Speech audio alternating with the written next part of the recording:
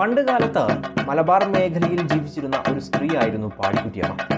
സവർണ സമ്പന്ന കുടുംബത്തിലെ അംഗമായിരുന്ന പാടിക്കുട്ടിയമ്മയ്ക്ക് മക്കളുണ്ടായിരുന്നില്ല.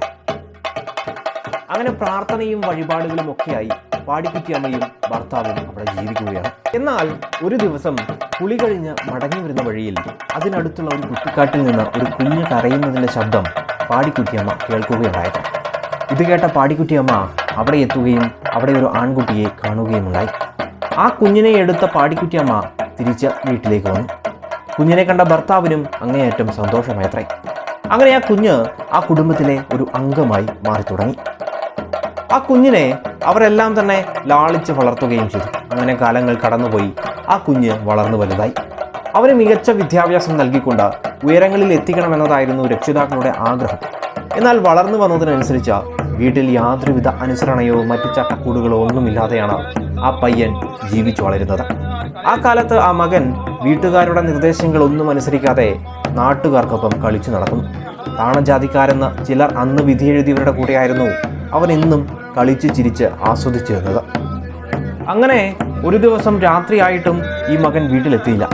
കാത്തിരുന്ന പാടിക്കുട്ടിയമ്മയുടെ അടുത്തേക്ക് അർദ്ധരാത്രിയൊക്കെ കഴിഞ്ഞാണ് ആ മകൻ വരുന്നത്.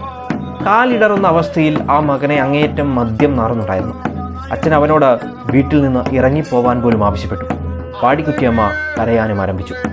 പിന്നീട് അങ്ങോട്ട് ഇത്തരം നടപടികൾ സ്ഥിരമായി മാറി. വീടിനും നാടിനും നായകനായി തീരുമെന്നും നാട്ടിലെ വീരനായി നിലകൊള്ളുമെന്നും കരുതിയ മകൻ കാട്ടിലെ മനുഷ്യരോടൊപ്പം നടന്നു കളിക്കുന്നത് ഏവരെയും ഞെട്ടിച്ചു.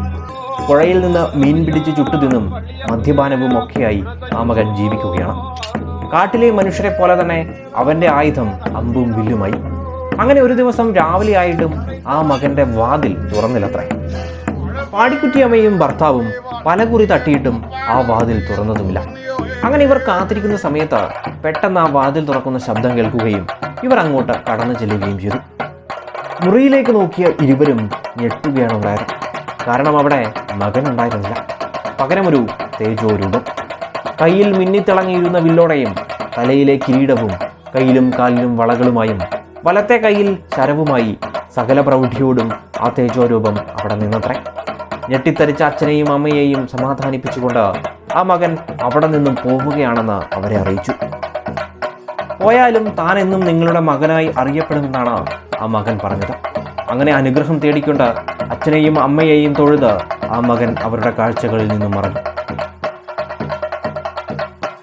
അപ്രകാരം അവിടെ നിന്ന് മറഞ്ഞ ആ മകനെയാണ് മുത്തപ്പൻ തെയ്യമായി മലബാർ മേഖലകളിൽ കെട്ടിയാടുന്നത്.